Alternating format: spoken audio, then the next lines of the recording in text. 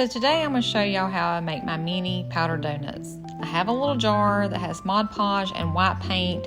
I just keep adding to the jar as needed. And these are salt dough donuts. I like to use salt dough for these because they're more substantial and give a heavy weight.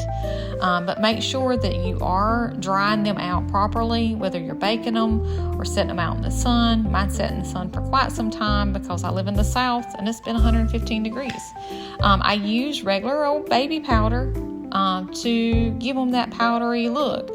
Now, my salt dough donuts I make in bulk. I make a huge batch, so I'm doing multiples at a time. But the most important thing, I think, and I'm going to take a moment just to say this, the most important thing, I think, is not to paint over and over. If you work with salt dough, you know it doesn't really like to take paint. This is the most important thing, I feel like, is to just paint it one time. Mostly because if you use layer after layer, your hands will pull the paint off. It'll peel off. So that's why I'm mixing the Mod Podge and the paint together and doing it one time. That, and I'm lazy, so I like easy. If we can do it easy, we're going to do that. Sometimes you have a little extra paint on your donut. It'll block the hole. Just use a little toothpick. You'll see me do that in a minute.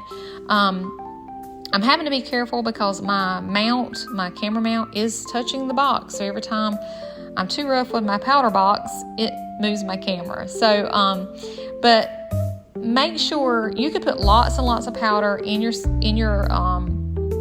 container.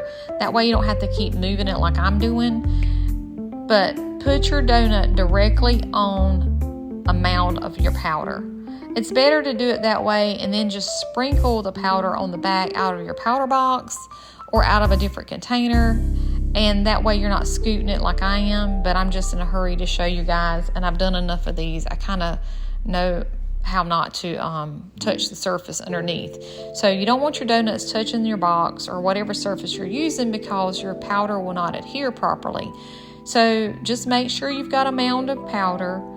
And if you have a spot when you're finished that it's not actually good coverage for your powder donut, no worries.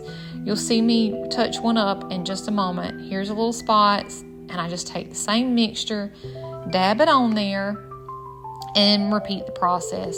It's not rocket science, y'all. It's so easy. Anybody can do this. If I can do this, y'all can do this. And they look so realistic. Here they are. Aren't they adorable? I love these guys. I hope you'll give it a try.